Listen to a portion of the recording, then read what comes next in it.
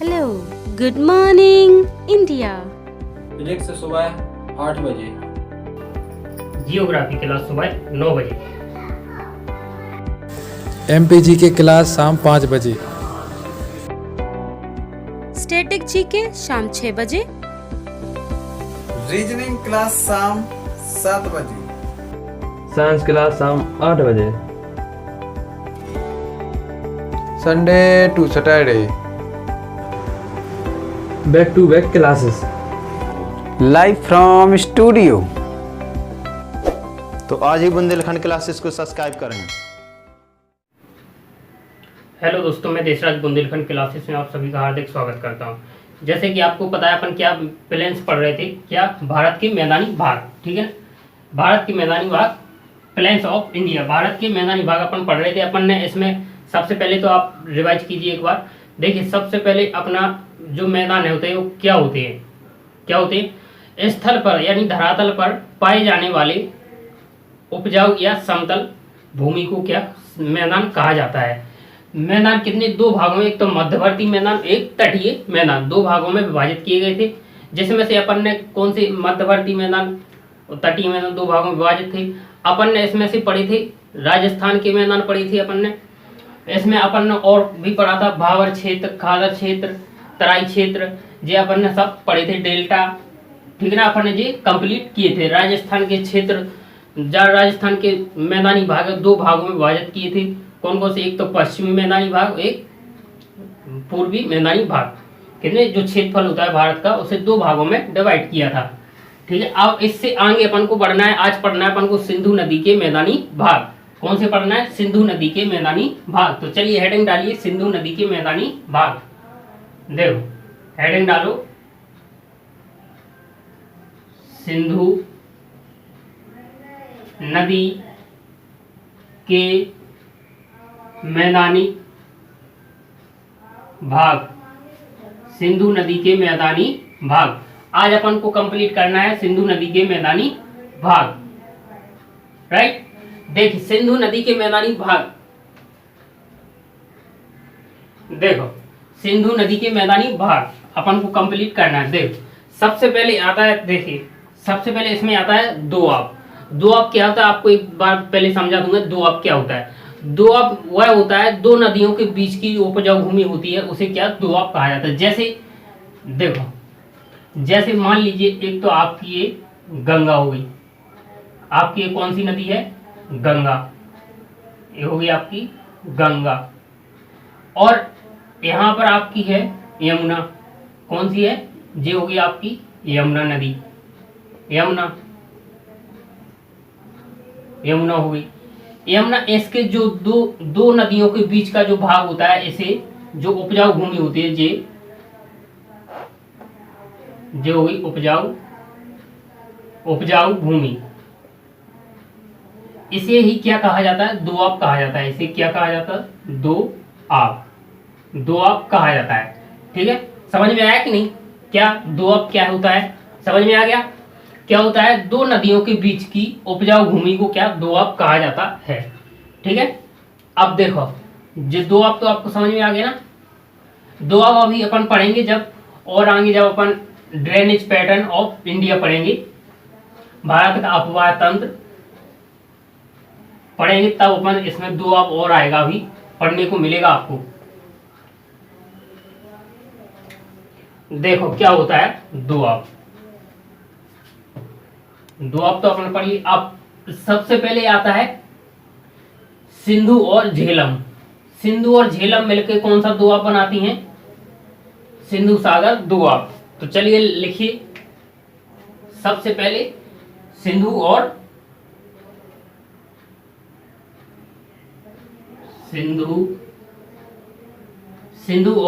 झेलम, सिंधु और झेलम मिलके बनाती है सिंधु सागर दोआब। सिंधु सागर दोआब। इसीलिए मैंने दोआब आपको समझाया है कि मान लीजिए सिंधु नदी के अपन मैदानी भाग पढ़ रहे थे, इसमें दोआब बनाती हैं जी नदियां मिलकर के। सिंधु जो इसकी जो सहायक नदियां हैं, पहले एक समझिए, एक पॉइंट और समझिए। जो सिंधु और सिंधु की सहायक नदियां हैं वो मिलकर के क्या दोआब बनाती हैं। कौन कौन सी? सिंधु और सिंधु की सहायक नदियां। तो ये क्या है? झेलम किसकी? सिंधु नदी की क्या है? सहायक नदी है। अब देखिए नेक्स्ट है आपका झेलम। झेलम झेलम चिनाव। झेलम और चिनाव, झेलम और चिनाव नदी मिलकर के आपका चल दोआब बनाती है। जो दो नदियां देखो सब क्या है? ये सहायक नदियां ही चल रही, किसकी? सिंधु की। एक तो झेलम क्या है? सदा सहायक है, चिनाव भी सहायक है। जो दोनों नदियां झेलम और चिनाव मिलकर के कौन सा? चल दोआब। चल दोआब, इन दोनों नदियों के बीच का जो भाग है उसको क्या? चल दोआब कहा जाता है। ठीक है। अब आएगा चिनाव। चिनाव और इसके बाद रावी। चिनाव और रावी, चिनाव और रावी मिलकर के कौन सा दोआब बनाती हैं? देखिए सिंधु और झेलम, सिंधु सागर दोआब। झेलम चिनाव चल दोआब। चिनाव और रावी रचना दोआब, रचना दोआब बनाती हैं। ठीक है। अब आएगा आपका नेक्स्ट आएगा रावी। रावी और ब्यास। रावी और ब्यास नदी। रावी और ब्यास नदी मिलकर के कौन सा? बारी दोआब बनाती हैं। कौन सा? बारी दोआब, बारी दोआब बनाती हैं। ठीक है। अब आएगा आपका ब्यास। ब्यास और सतलुज। सतलुज, ब्यास और सतलुज मिलकर के आपका कौन सा? बिस्ट। कौन सा दोआब? बिस्ट दोआब, बिस्ट दोआब बनाती हैं। अब देखो दोआब तो आपने समझ लिया कि दोआब क्या होता है? दो नदियों के बीच की उपजाऊ भूमि को दोआब कहा जाता है। ठीक है। अब इसमें सबसे पहले आपका आएगा सिंधु। एक पॉइंट और इसमें ऐड कर लीजिए, कहीं भी लिख लीजिए कि सिंधु की सहायक नदियां मिलकर के दोआब बनाती हैं। ठीक, यहीं पर कहीं भी लिख लीजिए। देखो सिंधु और झेलम मिलकर के कौन सा? सिंधु सागर दोआब बनाती हैं। झेलम और चिनाव मिलकर के चल दोआब। चिनाव रावी मिलकर के रचना दोआब। रावी और ब्यास मिलकर के बारी। ब्यास और सतलुज मिलकर के बिस्ट दोआब बनाती हैं। अब नेक्स्ट देखिए, इसी में देखिए अब क्या होता है। अब क्या होता है? एक तो देखिए जब जो दोआब बनते हैं तो इन दो नदियों के बीच के जो दोआब हैं वो एक तो क्या होगी? उपजाऊ भूमि होगी। कैसी होगी? उपजाऊ भूमि है। कैसी भूमि होगी? ये वाली उपजाऊ भूमि होगी। इसमें पॉइंट लिखिए, ये है उपजाऊ भूमि है। यहाँ क्या होगी? एक तो उपजाऊ भूमि है। उपजाऊ भूमि मतलब उर्वरकता क्या? अधिक। यहाँ उर्वरकता क्या है? अधिक। उर्वरकता अधिक है यानी ज्यादा है। ठीक। अब देखिए अब क्या होता है? क्या होता है? अब जब 1966-67 में हरित क्रांति लागू की गई। कब? 1966 और 67 में। देखिए लिखिए 1966-67 में क्या? हरित क्रांति लागू की गई। हरित क्रांति लागू की गई। हरित क्रांति जब लागू की गई तो यहाँ पर क्या होता है? जैसे ही हरित क्रांति लागू की गई तो यहाँ पर क्या? रासायनिक खाद का प्रयोग अधिक होने लगा। क्या होने लगा? रासायनिक खाद होता है जो उसका क्या प्रयोग अधिक होने लगा। रासायनिक खाद का प्रयोग अधिक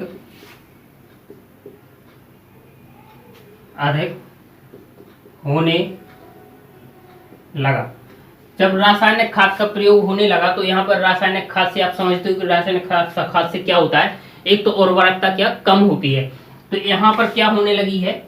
उर्वरकता कम होने लगी। उर्वरकता कम हो रही, क्या हो रही है? उर्वरकता कम हो रही है। देखो अब फिर से समझिए, सिंधु नदी के मैदानी भाग सिंधु नदी की सहायक नदियां दोआब मिलकर के दोआब बनाती हैं। इसकी सहायक नदियां कौन कौन सी? झेलम, चिनाब, रावी, ब्यास, सतलुज। ये क्या है? इसकी सिंधु नदी की सहायक नदियां हैं। ये सब मिलकर के क्या एक दूसरे से दोआब बनाती हैं। कौन कौन सी? सिंधु झेलम मिलकर के सिंधु सागर दोआब बनाती हैं। झेलम ब्यास मिलकर के चल दोआब बनाती हैं। चिनाब और रावी मिलकर के रचना दोआब बनाती हैं। रावी और ब्यास मिलकर के बारी दोआब बनाती हैं। ब्यास और सतलुज मिलकर के बिष्ट दोआब बनाती हैं। जब यहाँ एक यह कैसी भूमि होगी? एक जब दोआब बनाती हैं, क्योंकि नदियों के बीच में है, दो नदियों के बीच के हिस्सा को दोआब कहा जाता है, तो यह भूमि कैसी होगी? उपजाऊ भूमि होगी। उपजाऊ भूमि तो उर्वरकता पहले यहाँ पे अधिक थी। अब धीरे जब से यहाँ पे हरित क्रांति लागू हुई, 1966-66 से हरित क्रांति लागू हुई, तब यहाँ से क्या रासायनिक खाद का प्रयोग अधिक होने लगा। जैसे ही रासायनिक खाद का प्रयोग अधिक होने लगा तो यहाँ की उर्वरकता क्या धीरे धीरे कम होने लगी। तो यही कारण है कि यहाँ की उर्वरकता क्यों कम हो रही है, क्योंकि हरित क्रांति लागू होने से, हरित क्रांति देखिए रासायनिक खाद से उपज तो अच्छी हो रही है, लेकिन यहाँ पर मिट्टी है जो क्या कमजोर पड़ रही है, यानी उर्वरकता यहाँ की क्या कम हो रही है। ठीक है, तो समझ में आया आप? अब चलिए नेक्स्ट पढ़ना अपन को गंगा नदी के मैदानी भाग। ठीक है, इसको नोट करिए, इसको नोट कर लीजिए जल्दी से, फटाफट 2 मिनट है आपके पास।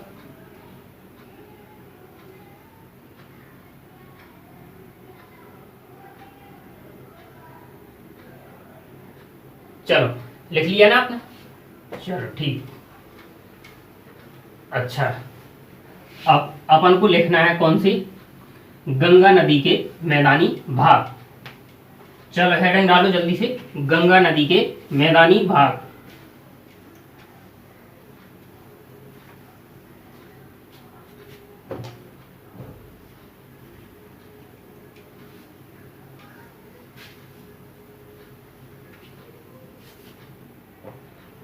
देखो, गंगा नदी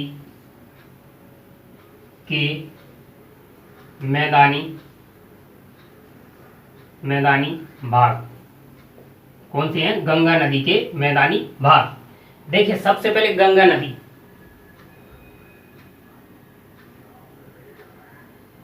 देखो गंगा नदी के मैदानी भाग। देखिए गंगा नदी के मैदानी भाग, यहाँ तो उर्वरकता क्या है? गंगा नदी आपको तो पता ही है, गंगा बहुत सारी कितनी 26% एरिया कवर करती है भारत का। ठीक है, तो लिखिए, पॉइंट लिख लीजिए, 26% area of India, 26% area of India. और यह कैसा है? तो उपजाऊ क्षेत्र है। उपजाऊ क्या है? क्षेत्र, उपजाऊ क्षेत्र या उपजाऊ भूमि है। यहाँ पर उर्वरकता कैसी है? उर्वरकता ज्यादा, उर्वरकता कैसी है? ज्यादा है। ठीक है, अब देखो यह गंगा नदी के मैदानी भागों को 3 भागों में बांटा जाता है। चलिए लिखिए,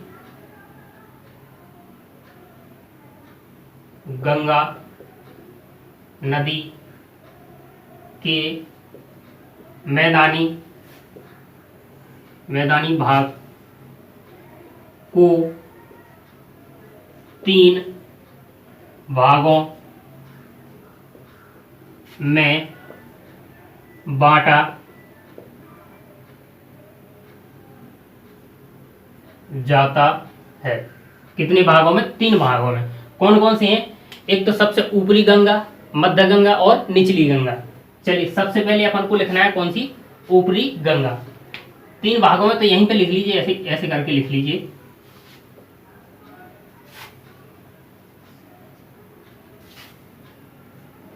देखो सबसे पहले है अपर गंगा। कौन सी? ऊपरी गंगा। ऊपरी गंगा फिर है आपकी मध्य गंगा, मध्य गंगा। फिर है आपकी कौन सी, निचली गंगा, निचली गंगा। जिस सब क्या है, मैदानी भाग है। ऊपरी गंगा का मैदानी भाग, मध्य गंगा का मैदानी भाग और निचली गंगा का मैदानी भाग। ठीक है, अब सबसे पहले आता है ऊपरी गंगा का मैदानी भाग। इसमें दो भाग हैं। कौन कौन से ऊपरी गंगा के में, देखो सबसे पहले है आपका अवध का मैदान, अवध का मैदान और रुहेलखंड का मैदान। तो देखिए रुहेलखंड का मैदान, रुहेलखंड का मैदान, रुहेलखंड का मैदान कहाँ है, कहाँ से कहाँ तक है, ये है। देखिए रुहेलखंड का मैदान है रामगंगा से कौन सी, गोमती नदी, गोमती नदी, यहां पर है रुहेलखंड का मैदान। ठीक, अब नेक्स्ट है आपका कौन सा, रुहेल हो गया आपका, इसके बाद है अवध का मैदान, अवध का मैदान। देखिए लिखिए अवध का मैदान, अवध का मैदान कहां से कहां तक है, देखो अवध का, देखिए रुहेलखंड का मैदान है रामगंगा गोमती नदी, रामगंगा से गोमती तक फैला है। ठीक है, अब देखिए अवध का मैदान, अवध का मैदान है आपका गोमती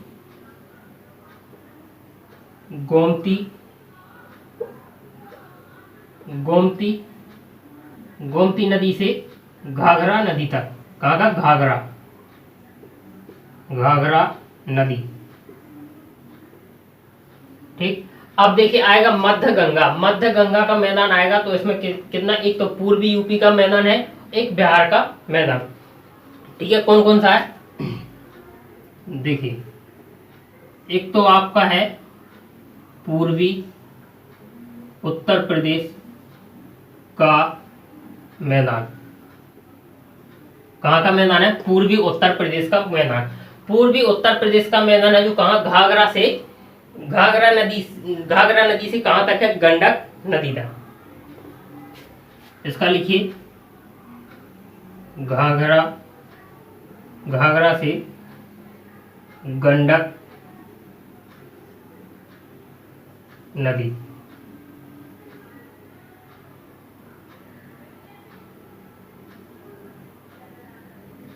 गंडक नदी। अब आएगा आपका कौन सा, बिहार का मैदान, बिहार का मैदान, बिहार का मैदान कहाँ, गंडक नदी से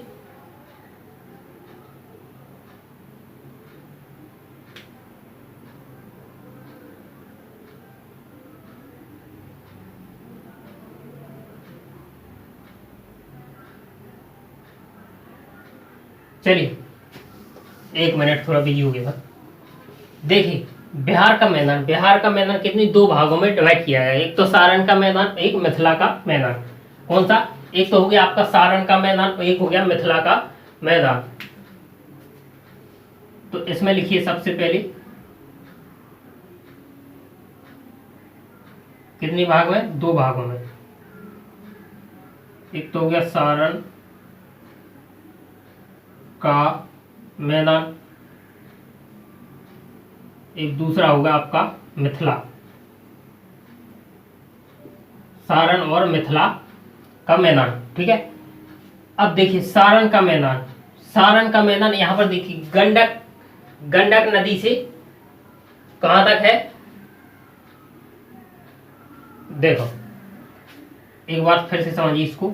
देखिए मध्य गंगा को दो भागों में डिवाइड किया है। दो भाग कौन कौन से, एक तो पूर्वी उत्तर प्रदेश का मैदान, एक बिहार का मैदान। पूर्वी उत्तर प्रदेश का मैदान है जो घाघरा नदी से गंडक नदी तक का है, और बिहार का मैदान फिर दो भागों में डिवाइड, एक तो सारण का मैदान, एक मिथिला का मैदान। मिथिला का मैदान, सारण का मैदान है आपका गंडक से कोटी गंडक, बूंदी गंडक। आप देखिए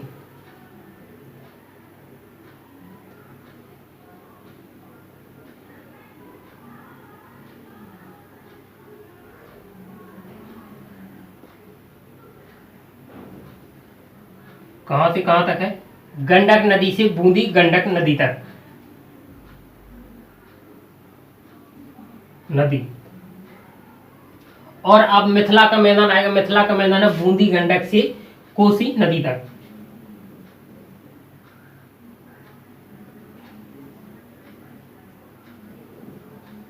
बूंदी गंडक से है आपका कोसी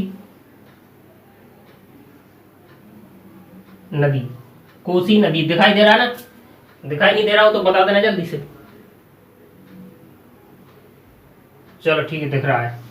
देखो अब आएगा निचली गंगा। निचली गंगा का मैदान है जो कितने, एक तो कहां से कहां तक है? कोसी से महानदी तक। जो महानदी कहां? पश्चिम बंगाल में। निचली गंगा, निचली गंगा का मैदान है जो कहां से कहां तक? कोसी, कोसी से महानदी, महानदी, महानदी कहां? पश्चिम बंगाल। ठीक है, देखिए एक पॉइंट और है इसी में। सबसे पहले जो मध्य गंगा और निचली गंगा का जो मैदान है वो क्या है? मध्य गंगा का मैदान और निचली गंगा का मैदान। यहाँ एक तो बाढ़ की समस्या ज्यादा रहती है। क्यों? क्योंकि यहाँ पर नदियों को वगैरह से ज्यादा है, तो यहाँ पर इसलिए बाढ़ की समस्या ज्यादा रहती है। ठीक है, अब देखिए जी हो गया आपका कौन सा? गंगा नदी का मैदान। आप एक बार फिर से समझिए इसको। गंगा नदी के मैदान 26% एरिया ऑफ इंडिया या उपजाऊ भूमि और उर्वरकता ज्यादा है। यहाँ पर गंगा नदी के मैदानी भागों को 3 भागों में डिवाइड किया गया है। ऊपरी गंगा का मैदान, निचली गंगा, मध्य गंगा का और निचली गंगा का मैदान। ऊपरी गंगा का मैदान रुहेलखंड का मैदान और अवध का मैदान 2 भागों में डिवाइड किया है। रुहेलखंड का मैदान रामगंगा गोमती नदी तक फैला है और अवध का मैदान गोमती से घाघरा नदी तक। मध्य गंगा पूर्वी उत्तर का मैदान, उत्तर प्रदेश का मैदान और बिहार का मैदान 2 भागों में डिवाइड। पूर्वी उत्तर प्रदेश का मैदान घाघरा से गंडक नदी तक का है और बिहार का मैदान फिर 2 भागों में डिवाइड, सारण का मैदान और मिथिला का मैदान। सारण का मैदान गंडक से बूंदी नदी तक का है और मिथिला का मैदान बूंदी गंडक से कोसी नदी तक का है। अब आएगा निचली गंगा। निचली गंगा है जो कहां से कहां तक? कोसी से महानदी तक है। महानदी कहां? जो पश्चिम बंगाल तक है। ठीक है, अब नेक्स्ट आएगा आपका, अब अपन को पढ़ना है भारत के तटीय मैदान।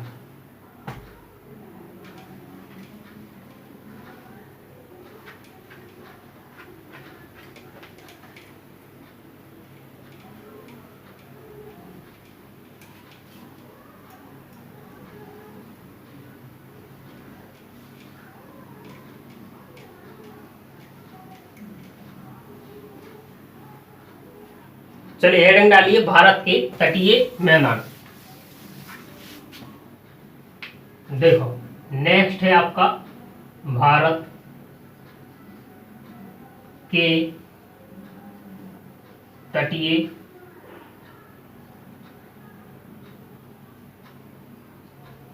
मैदान। भारत के तटीय मैदान। भारत के तटीय मैदान 2 भागों में डिवाइड किया, तो पश्चिम तटीय मैदान और एक पूर्वी तटीय मैदान। कितने भागों? 2 भागों में। तो सबसे पहले आपको तो एक समझना है कि भारत के तटीय मैदान कैसे बनते हैं। यह सागरीय तरंगों के अपरदन द्वारा क्या बनते हैं? लिख लीजिए, यह है सागरीय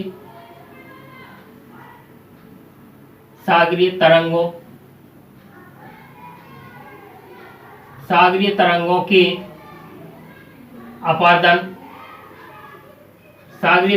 अपरदन से बनते हैं।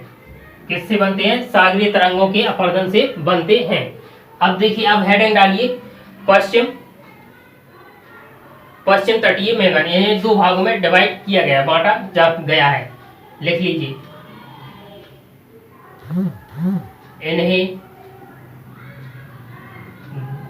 इन्हें दो भागों में बांटा गया है। कितने भागों में? 2 भागों में डिवाइड किया गया है। कौन कौन से? सबसे पहले हेडिंग डालिए आप, कौन कौन से? पश्चिम तटीय मैदान। देखो पश्चिम पश्चिम अगर आपसे पूछा जाए तो इनकी लेंथ कितनी है, लेंथ आपसे पूछा जाए तो कितनी, 1400 से 1600 किलोमीटर की है। कितनी है, 1400 से 1600 किलोमीटर। अगर आपसे इसकी चौड़ाई पूछी जाए, कितनी चौड़ाई, अगर आपसे चौड़ाई पूछी जाए तो कितनी है इसकी, 100 से 120, 100 से 120 किलोमीटर। कितनी है, 100 से 120 किलोमीटर की चौड़ाई है। देखिए और आगे देखिए यह कहां पर है, यह वेस्टर्न घाट और अरब सागर के बीच स्थित है। लिखिए यह वेस्टर्न, यह पश्चिमी घाट, यह पश्चिमी घाट और अरब सागर के बीच स्थित है। किस किस के बीच है, यह पश्चिमी घाट और अरब सागर के बीच स्थित है। इसकी सही कर लीजिए, 80 से 100 है, यहाँ पर 80 से 100 किलोमीटर इसकी क्या चौड़ाई है। ठीक है, यह पश्चिमी घाट और अरब सागर के बीच क्या है, स्थित है। जो मैदान पड़ते हैं, जो कौन कौन से दो भागों के बीच में, कौन से, पश्चिमी और अरब सागर के बीच में स्थित है। देखिए अब इन्हें 3 भाग हैं इनके, कौन कौन से हैं। एक तो सबसे पहले कोंकण का तटीय मैदान, सबसे पहले कोंकण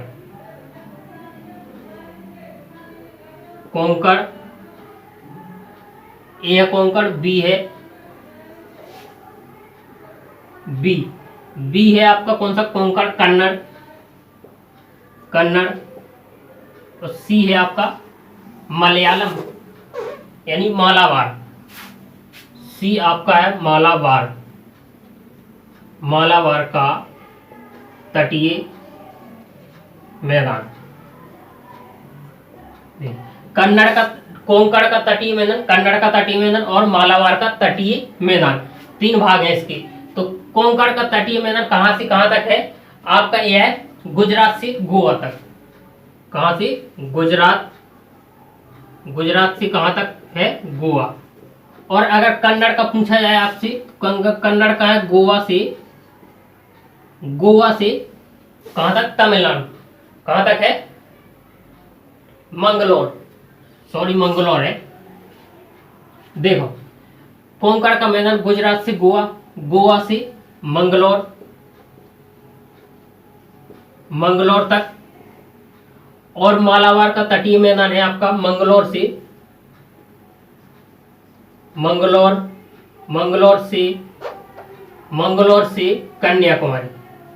कन्याकुमारी। कहां तक है, कन्याकुमारी तक। ठीक है, देखो अब फिर से समझिए इसको। पश्चिम तटीय मैदान, इन्हें यह सागरीय तरंगों के अपवर्तन से बनते हैं। यह मैदान, इन्हें 2 भागों में बांटा गया है, पश्चिम तटीय मैदान और पूर्वी तटीय मैदान। पश्चिम तटीय मैदान की अगर लेंथ पूछी जाए आपसे तो 1400 से 1600 किलोमीटर और चौड़ाई 80 से 100 किलोमीटर के बीच में है। देखिए यह पश्चिमी घाट और अरब सागर के मतलब बीच में पड़ते हैं। ठीक है, मैदान। ठीक है, यह देखिए इन्हें 3 भाग हैं इसके, कौन से, कोंकण का तटीय मैदान, कन्नड़ का तटीय मैदान और मालाबार का तटीय मैदान। देखिए गुजरात का, कोंकण का है तो गुजरात से गोवा तक है और कन्नड़ का गोवा से मंगलोर। और अगर मालाबार का पूछा जाए तो मंगलोर से कन्याकुमारी तक। अब नेक्स्ट आप हेडिंग डालिए पूर्वी तटीय मैदान।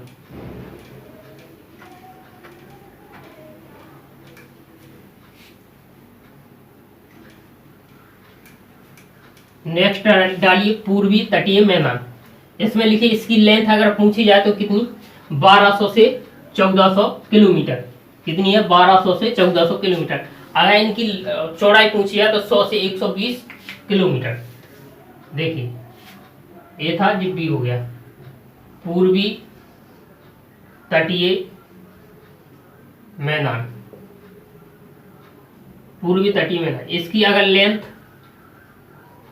लेंथ पूछी जाए आपसे तो कितनी है, 1200 से 1400 किलोमीटर।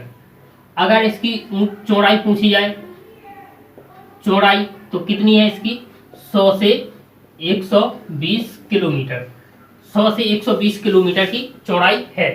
ठीक है, अब देखिए इसमें, देखिए इसमें कौन कौन से हैं। एक तो देखिए इन्हें दो भागों में बांटा है, एक तो उत्तरी सरकार तटीय मैदान और एक, देखो कौन कौन से, सबसे पहले एक उत्तरी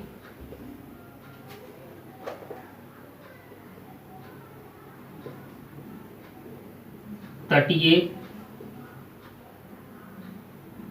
मैदान। देखो यह कहां से कहां तक है, यह उड़ीसा से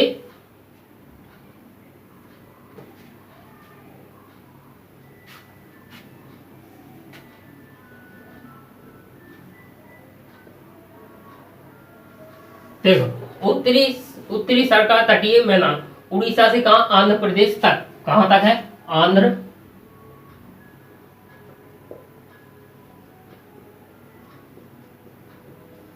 कहां से कहां तक, उड़ीसा से आंध्र प्रदेश तक। इसी को क्या उत्कल तट भी कहा जाता है, इसे उत्तरी सरकार तटीय मैदान, इसी को क्या उत्कल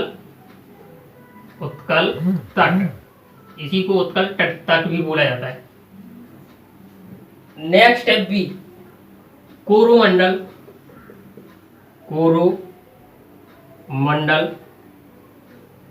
तटीय मैदान। यह कहां से, आंध्र प्रदेश से तमिलनाडु तक।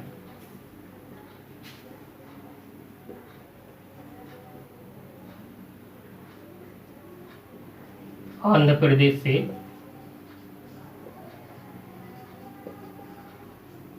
तमिलनाडु तक क्या है, फैले हैं। ठीक है, कोरोमंडल तटीय मैदान आंध्र प्रदेश से तमिलनाडु तक। तो आज का टॉपिक अपना जी कंप्लीट होता है। इसके बाद नेक्स्ट अपन आएंगे ड्रेनेज पैटर्न ऑफ इंडिया। ठीक है, तो इसको अच्छे से रिवाइज कीजिए, बार बार पढ़िए ताकि आपको याद हो जाए। यहाँ से एक भी क्वेश्चन आपका बाहर नहीं जाएगा। अगर आपसे कहीं से भी क्वेश्चन आएगा तो इन्हीं में से क्वेश्चन आएगा।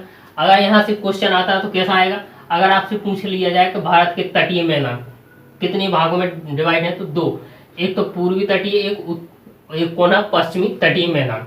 ठीक है, अगर पूछ लिया पूर्वी तटीय मैदान, भारत के पूर्वी तटीय मैदान की लेंथ 1200 से 14, अगर चौड़ाई पूछी जाए तो 100 से 120 किलोमीटर। अगर उत्तरी सरकार तटीय मैदान कहाँ से कहाँ तक है, उड़ीसा से आंध्र प्रदेश तक।